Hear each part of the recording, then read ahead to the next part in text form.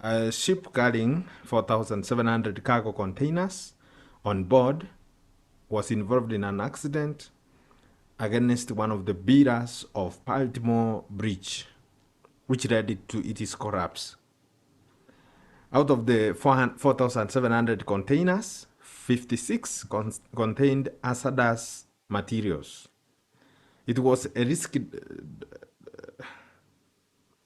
according to experts, it was a risky diving operation because of steel and concrete in the waters. A container ship had crashed into the landmark Francis Scott Key Bridge near the US city of Baltimore.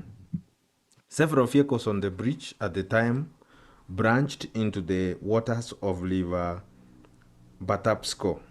At least 6 people are presumed dead.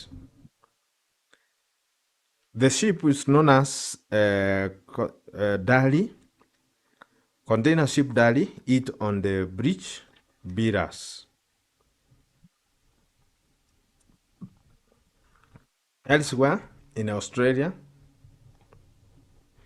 a judge has ruled that the computer scientist is not a Bitcoin inventor. A legal battle about who invented Bitcoin has been going on in Australia. Australian computer scientist Craig Wright has claimed to be Satoshi since 2016. This has been disputed by Bitcoin experts. Bitcoin is the world's largest cryptocurrency, and the person who invented it goes by the name Satoshi Nakamoto. Dr. Wright's legal team argued that if he was not the inventor, then the real Satoshi Nakamoto could have come forward to discredit him. The judge ruled that Dr. Wright is not the person who created the Bitcoin system.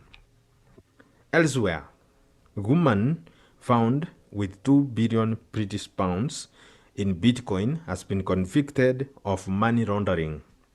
Jian Wen, for 2-year-old woman who lives in Hendon, North London, was attempting to convert cryptocurrency or currency into assets. She lived in a 6-bedroom house in North London in 2017, which she rented for 17,000 British pounds per month. She was trying to buy expensive houses in London, and her son was attending a private school in the same city. She said that she earned money mining bitcoins, which she failed to convince the courts. She also bought jewelry using thousands of pounds in Zurich, Switzerland. She equally purchased properties in Dubai in 2019. Bitcoins are increasingly being used by organized crime or criminals to transfer assets around the world.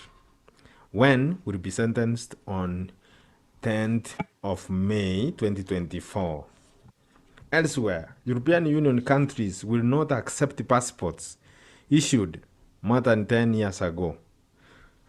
That means passports which were issued more than 10 years before traveling or before the date of travel will not be accepted in the European Union countries. It must be valid for 3 months after their planned return date also. European flying car technology has been sold to China. These cars or flying cars are powered by a BMW engine and they use normal fuel. They are also known as air car, which previously during a test, they flew for 35 minutes between 2 Slovakian airports in 2021. Epei Jiangxin Flying Car Technology Company, which has headquarters in Kansu, has purchased exclusive rights to manufacture and use aircraft inside on an undisclosed area. The company built its own airport and flight school to use alongside that car which they have purchased exclusive rights.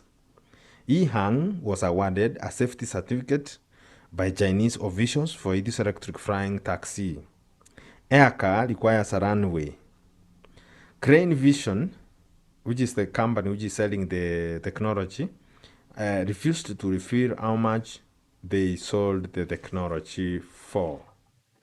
Elsewhere, a smartphone manufacturer known as Xiaomi, which is a Chinese smartphone company manufacturing is now manufacturing electric cars. The first electric vehicle will be ready for shipping soon. Ray Chun, the CEO, said that the Speed Ultra 7 SU7 would be sold at a price of $69,186 per car. To take on rivals such as Tesla and BYD. Tesla is an American electric car manufacturer and BYD is a Chinese electric vehicle manufacturer. SU7 will share operating system with its phones, laptops, and other devices. So if you purchase an SU7, you will be able to share the operating system with phones, laptops, and other devices. So they will connect seamlessly. Xiaomi is the third largest seller of smartphones globally with a 12% market share. The SU7 will be made in Beijing and exported to other parts of the world. So Xiaomi will invest 10 billion in its vehicle business over the next decade. Those are the current affairs for today from Cross TV. I'm your presenter, Geoffrey Nyakundi. See you in the next episode.